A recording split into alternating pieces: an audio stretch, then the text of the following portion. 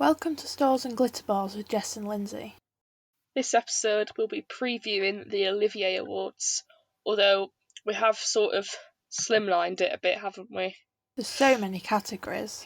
Yeah, there's just so many that if we were to cover them all, it would be a very long episode, and our episodes get pretty long as they are. So, Yeah. We've just kind of tried to cover like the main ones, haven't we? Yeah. So I guess we'll start with the first category, which is Best New Play. Yes. So up for this one is A Very Expensive Poison by Lucy Prebble, and that's based on an original text by Luke Hardin, and that's about a shock assassination in the heart of London. In a bizarre mix of high-stakes global politics and radioactive villainy, a man pays with his life. At this time of global crisis and a looming new Cold War, A Very Expensive Poison sends us careering through the shadowy world of international espionage from Moscow to Mayfair. Sounds really good. Yeah, there's a lot going on there. So what I've noticed looking at this list is there's a little bit of a theme, because actually there's two plays that are both set in Vienna, both in the 20th century, and both Jewish. So first off, you've got The Doctor, which is set in 1900s in Vienna, and it follows a Jewish doctor. And I'm not going to spoil it because it's from reading the synopsis, it seems pretty interesting. But basically, he has a very difficult kind of ethical decision on his hands regarding a patient of his. And yeah, it kind of just descends into chaos because there's a big dispute over this decision, and she basically doesn't know. Basically, she's going to die, but she doesn't know she's going to die, and it's whether he tells her or not. And I think for its time, it's very ahead of its time. Yeah. Because that's kind of something we still talk about today. And then the other one, also in Vienna, is I'm going to try pronouncing this. The name of it is actually an area in Vienna, Leopoldstadt, and it follows a prosperous Jewish family, and they've just fled the massacre in Russia. So in the 1900s, the Russian government kind of just expelled loads of Jews, and they've kind of just fled that. And that's at the Wyndham Theatre. Two of the hardest ones to pronounce on this list, and the Armada. Yeah, just to say, these pronunciations are just gonna be us trying our best because it's hard, isn't There's it? a lot of complicated words. Yeah. And then finally for the list is The Ocean at the End of the Lane, and that's on it. That was on at the National Theatre. Yeah. And that was supposed to be transferring to the Duke of York's Theatre in autumn 2020, but that's been postponed until the 23rd of October 21. Just like everything at the moment, sadly. Yeah. Okay. Best New Musical. Yeah. So a lot of well-known ones here, actually. The first one is Anne Juliet at the Shaftesbury Theatre, which focuses on what if Juliet hadn't died at the end of Romeo and Juliet. Yeah, which is really interesting because I think everyone sort of, even if they haven't read or seen it, they sort of know the general story of it. I've not seen any of these, and I really want to. Yeah, these are all ones I want to see too. Next is Waitress, which follows a baker / waitress called Jenna Hunterson, and she's in an abusive relationship with her partner, and yeah, just kind of follows that. And that's at the Adelphi. Well, yeah, is at the Adelphi, or was at the Adelphi. Yeah. That was sad that had to close early due to COVID. Very sad. But although it is coming on tour, which is good. Yes. Yeah, that's exciting. That was another tour that was postponed. And then there's also for Best New Musical is Dear Evan Hansen at the Noel Coward Theatre. that's got a film adaptation that began production this year. Wow, yeah, I've seen about this actually. Yeah, may not be able to see it in theatre yet, but eventually there'll be a film. There is a film, yeah. And then the last one is Amelie at the Other Palace Theatre, and that originally premiered at the Watermill Theatre in Newbury. Oh, really? I didn't know that. Yeah, that was in April to May 2019, and then it embarked on a UK tour, and then made the London debut at the Other Palace during the Christmas season, November 19 to February 20. And the Other Palace is actually an off West End theatre, so Yeah. it's good to see, that on there, the representation. Yeah, I don't really know much about Amelie. I feel like I've No, heard a lot about the other three, but from what I gathered from the little reading I did, she has a germaphobe father and a neurotic mother, and it sort of just shows how they control her life. yeah. They don't they keep her really isolated from the world and things like that. She has a telescope that she watches the stars at night. That's Ooh, about it. cool. So yeah, it sounds really interesting. Like all Yeah, of them do on this list, actually. They all sound great. making me miss theatre so much. Yeah, and I'm sure it'll be the same thing when we actually watch the ceremony as well. Yeah. So, on to the revivals now. This is always exciting. Um, so this first one does seem to feature quite a lot. It's a French play, from what I can gather. Yeah. It's Cyrano de Bergerac, and it's a fictionalization of the real life French novelist. But in the play, he's serving in the army, and basically he has a really big nose, and he hates it. He hates this nose, and it prevents him exploring this love interest he has, because he just thinks he's ugly, and he's kind of just not. It's quite sad, really. He just thinks he's not worth, like, none Yeah. of it's worth it. That was at the Playhouse Theatre. I think I found that really interesting that the entire play is written in verse, in rhyming couplets of 12 syllables per line.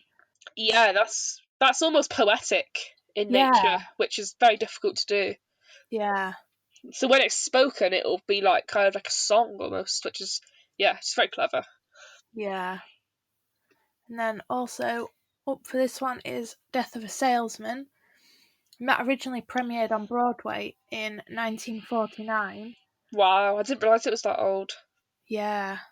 And it ran for 742 performances and has been revived on Broadway 4 times and won 3 Tony Awards for Best Revival. And Wow. some critics consider it to be one of the greatest plays of the 20th century.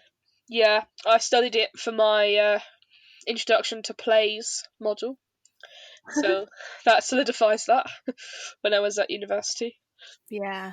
And then there is Present Laughter, which was written by Noel Coward in 1939, but it didn't end up being produced until 1942 because the Second World War began while it was in rehearsal, so all the theatres closed. And that was at the Old Vic, and Death of Yeah. a Salesman was at Piccadilly. Yeah. And then the final one for this category is Roshmaholm, and this is one. It's kind of a love story where Roshma and Rebecca, who has started living in his house, are in love, but he insists that it's platonic. And I don't want to spoil the ending, but the ending's quite interesting in inverted commas. That's what I'm going to say. It's very, yeah. It's not something I'd personally do, but there you go. And that was at the Duke of York Theatre. And the next category is Best Musical Revival. I know some of these. Yes. So there's Evita at Regent's Park Open Air Theatre. That was originally released in 1976. And the musical actually began as a rock opera concept album, which I thought Wow. was really interesting. Yeah, it's not very often. Usually the album comes after, doesn't it? Yeah, its success led to the West End in 1978, and then it won the Laurence Olivier Award for Best Musical, and then it opened on Broadway a year later, where it was the first British musical to receive the Tony Award for Best Musical. Wow. And that's a Andrew Lloyd Webber one, isn't it, Vita? Yeah. Yeah. Next, Fiddler on the Roof. And this is again following a Jewish family in common theme, it seems, pre-revolutionary Russia. So this is like Russian Empire time. And he's quite a poor milkman, and he's determined to find like good husbands for his 5 daughters, and that's what it kind of follows. Because I guess because he's quite poor, he wants them to have like a good status, that kind of thing. Yeah. And then there's also Joseph, which was at the London Palladium, and I believe on tour. I definitely did see it on tour at some point. I don't know if that was connected to the Palladium one, but it did come down my way on tour. Yeah. Yeah, that's had 4 West End revivals. Yeah, yeah. It's of course that's the biblical story of Joseph, in case no one knew. And then the last one in that category is Mary Poppins at the Prince Edward Theatre. And that's Mary Poppins. I Yeah, think most people know Mary Poppins, don't they? yeah, and of course, fairly recently, I would say there was the kind of sequel film, wasn't there? Mary Yeah. Poppins Returns, which I must confess I haven't seen. I want to. Um, Sort of had it on in the background, but not yeah, paid attention to it as I probably should have done. yeah. Because the original one was like 60s, wasn't it? I think something like that. Okay, so now we're on to like individuals mainly. Some very like decorated careers here, aren't there? That I was just looking through, Yeah. like how many things have these people done? So There's first we're so on, many that I was looking at where they've done like so much TV and film as well. Like it's not just yeah, yeah. So you have to make sure you look at the theatre stuff because there's just so much. yeah. So best actor, first up, Toby Jones, and this is for his role in Uncle Vanya. And he had previously won the Olivier Award for Best Supporting Actor. Um, yeah, that's kind of all I've got for that one. That guy, I Yeah. mean, not the whole thing, but He's done a lot of TV and film as well. yeah, yeah. And then there's James McAvoy in Cyrano de Bergerac at the Playhouse Theatre. And he always stands out to me as Mr. Tumnus from The Lion, the Witch, and the Wardrobe. And he's done like so much in his career. I don't Yeah, think I really realised that he did theatre. yeah. It's so weird, isn't it? When you know someone from something else, you don't always expect it. Yeah, there's just so all these people have just done so much that it's like another world, really. Like plays and stuff. I've Yeah, never really explored it before. yeah. He's had 4 Olivier nominations for Best Actor, Wow, and starred in the likes of West Side Story, Romeo and Juliet, and Macbeth. nice. Um, Next is Wendell Pierce, and that's for his role in Death of Salesman. And finally, Andrew Scott for Present Laughter, Yeah, and he was he's won 2 he was Oliviers before. yeah, yeah, and he was nominated for Hamlet in 2017. Mm. I think if you've played Hamlet, like Hamlet's like the role, isn't it? I think for a lot of people, there's been Yeah, so many Hamlets, and they all have a different way of playing it. yeah. And then we've got Best Actress. So there's Hayley Atwell in Rosmerhome, and she's had 2 nominations before. Yeah, a lot of these, well, I will say, are no strangers to the Olivier Yeah, Awards. no, definitely not. And then there's Um, Sharon D. Clarke in Death of a Salesman, and she's done a lot in her career as well. yeah, she was last year's winner. Actually, Yeah, Yes, starred in the likes of We Will Rock You, Lion King, Hairspray, Chicago. The list goes on. Yeah. Some very strong candidates here, isn't it? Yeah. Yeah, and there's Juliet Stevenson in The Doctor, and she's done a lot too. Yeah, this is her 6th Best Actress nomination. She's won the award before in 1992, and she's mainly starred in Shakespeare plays. And then last in this one is Phoebe Waller-Bridge for Fleabag, best known for the creator, writer, and star of Fleabag, which is on BBC.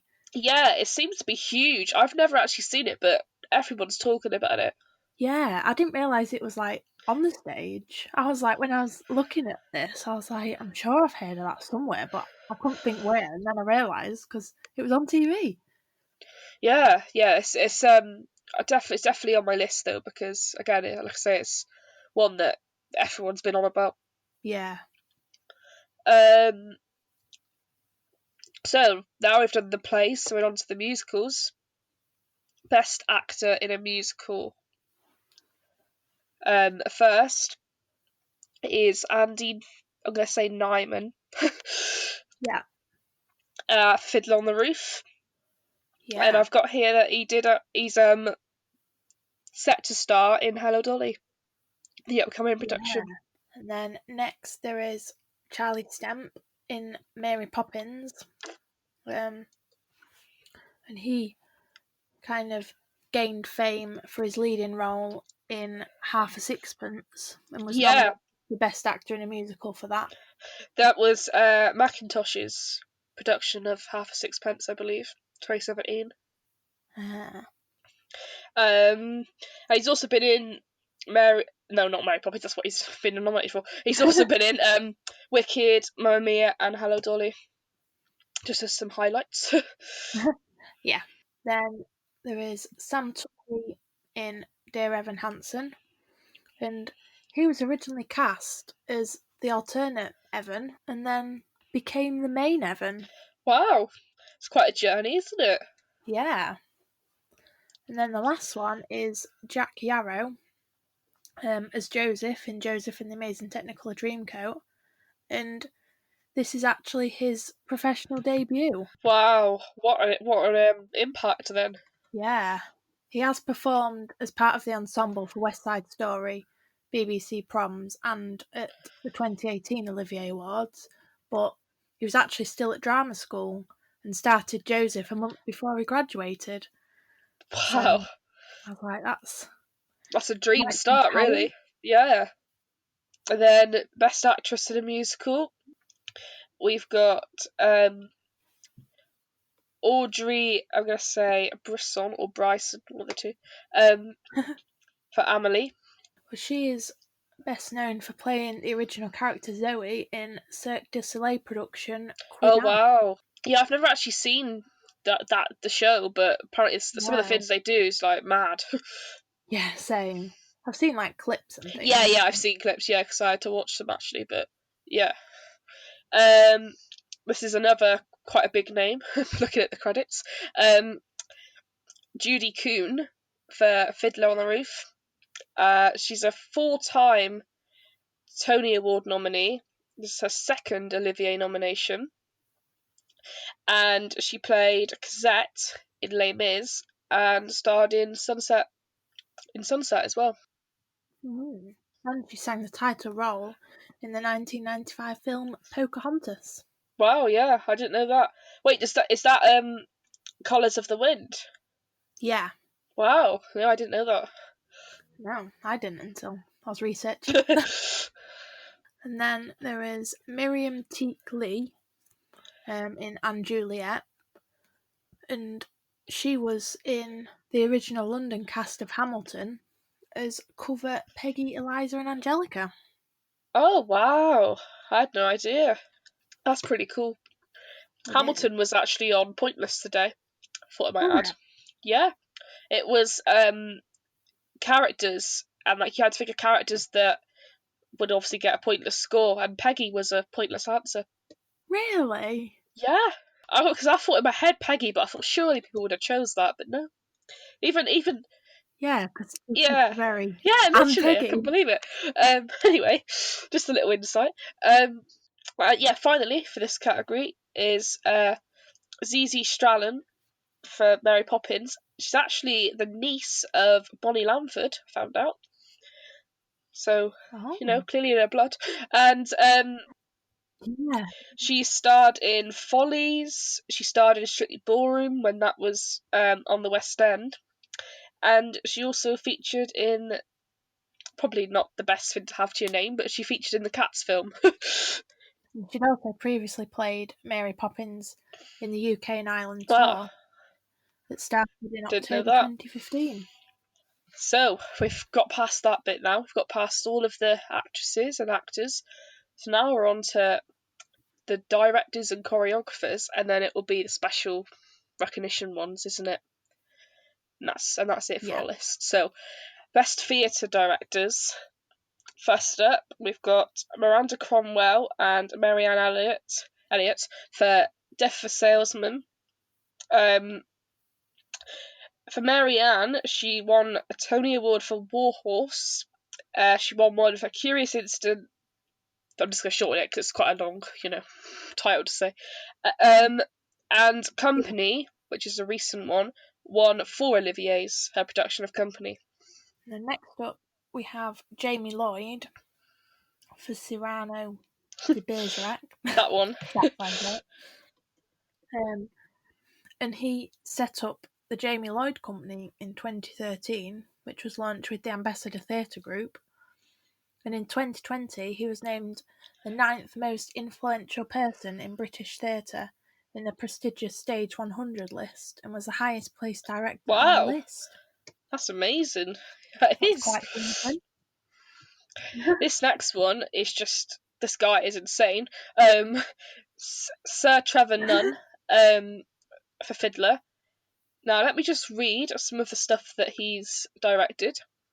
Macbeth, Cats, Les Mis.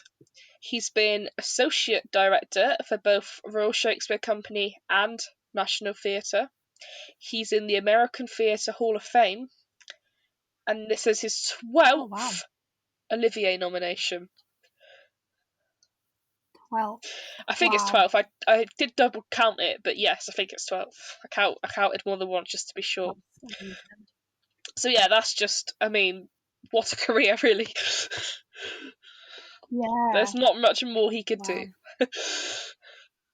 No, definitely not.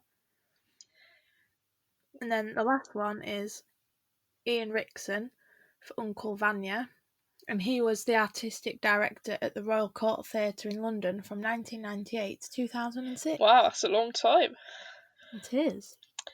So, now we're on to best choreographers. Got some more stars in this. Well, they're all stars, but some legends in this, let's say. First is Fabian Aloise for Vita. So next is what I would call one of the legends. So Matthew Bourne for Mary Poppins. Yeah. He's a legend of the ballet world, I would say. He's won 5 Oliviers, including the special recognition last year. I think he's probably got a good chance this year as well of picking up his Yeah. 6th.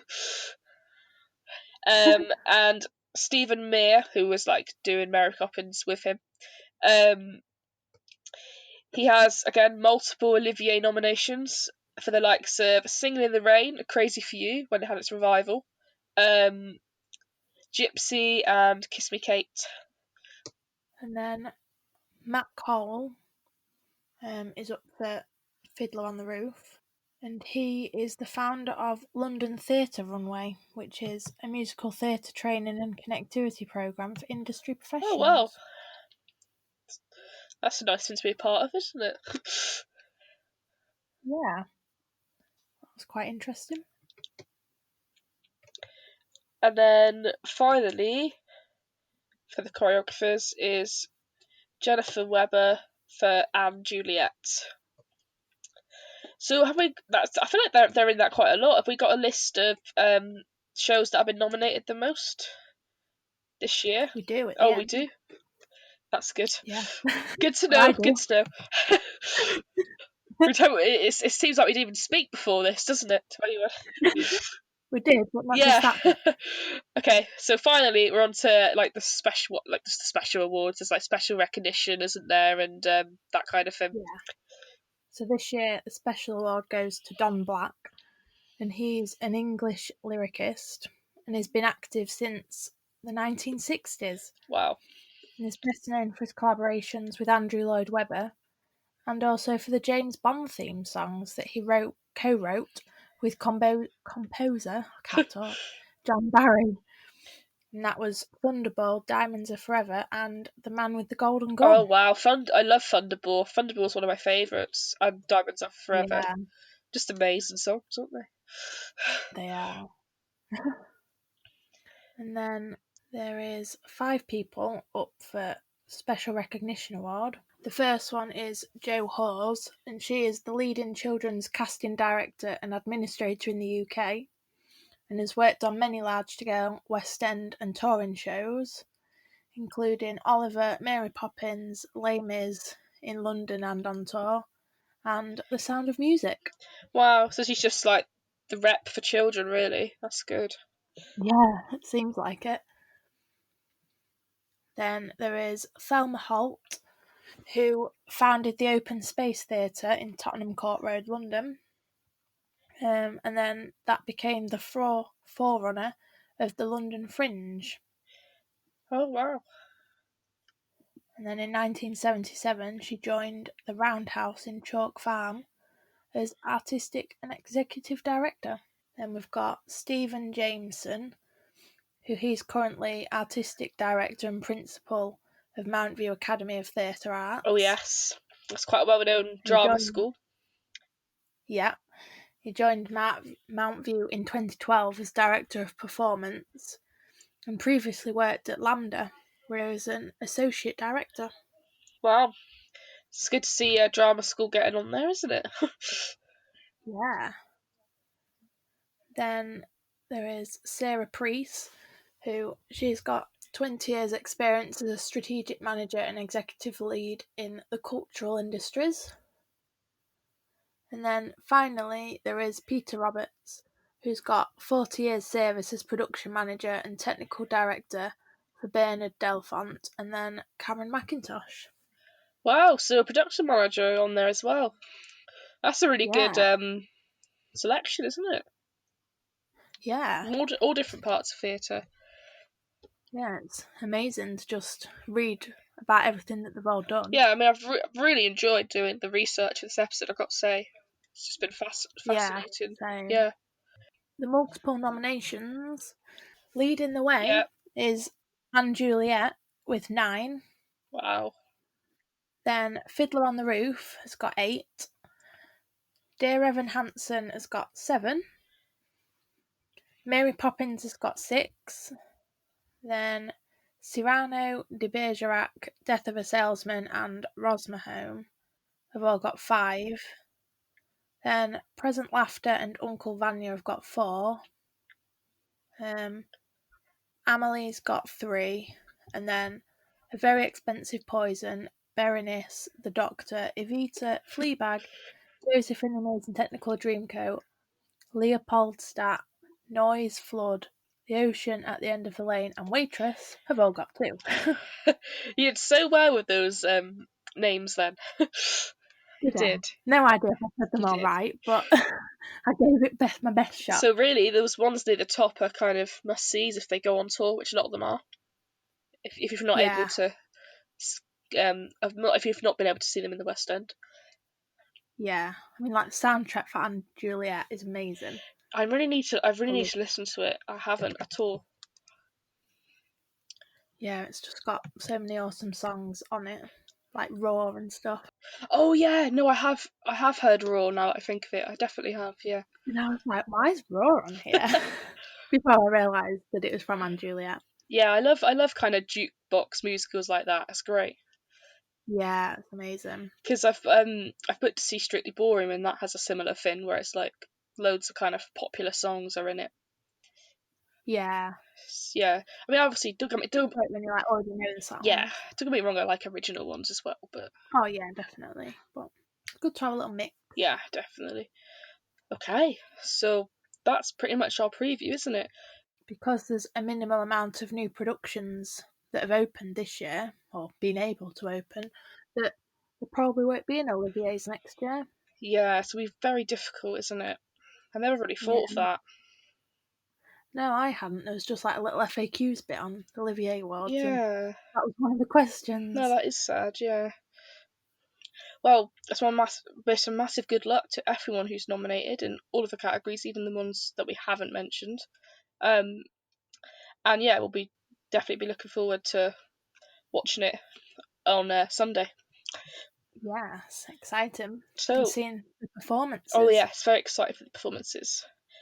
Um, so it's been a quiet week actually for the news, hasn't it? Yeah, yeah, I feel like Strictly's kind of taking over in the news bit. Yeah, because I think when we first started, it was all about theatre, wasn't it? All about the theatres closing and Yeah, financial stuff. Kind of still is financial stuff, but you know. yeah, Um, so first off, for strictly related news, week one is starting yeah. finally I'm very excited about that. this weekend.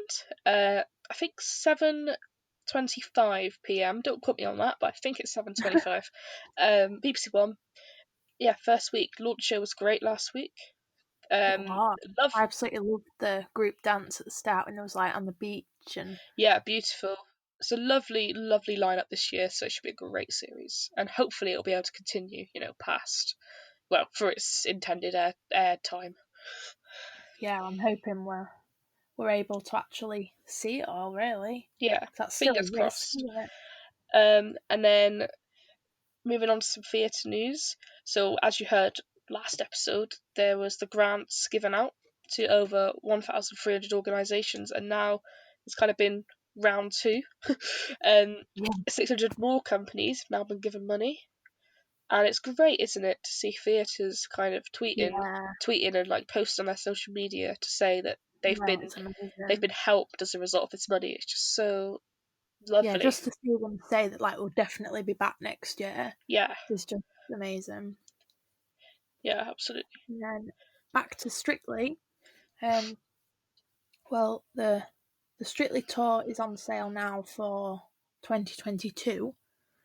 And then there's also the Professionals tour for 2021, I think. Yeah, there's a Mm. few tours that have been announced. Yeah, but then there's the Power of Dance. That's like a new one that they're doing, which has got Jeanette Manrara, Diane Buswell, Amy Dowden, and Neil Jones, plus two special guests that are still to be confirmed. And that's all about exploring what it means to be a dancer, which sounds quite good. So that's on sale now. So there's a lot of Strictly tours happening over the next few Yeah, years. it was all kind of at once, wasn't it? It was mad. Yeah, they just announced it all together. Weren't expecting it at all, really. Yeah. And then the last bit of news for this week is quite exciting that there's been lots more socially distanced pantomimes and sort of like shows around Christmas time that have been announced. I know Which is near great. me, But the doom and there's gloom been of the other ones. yeah, there's been two socially distanced pantomimes announced that are like local to me, which was exciting.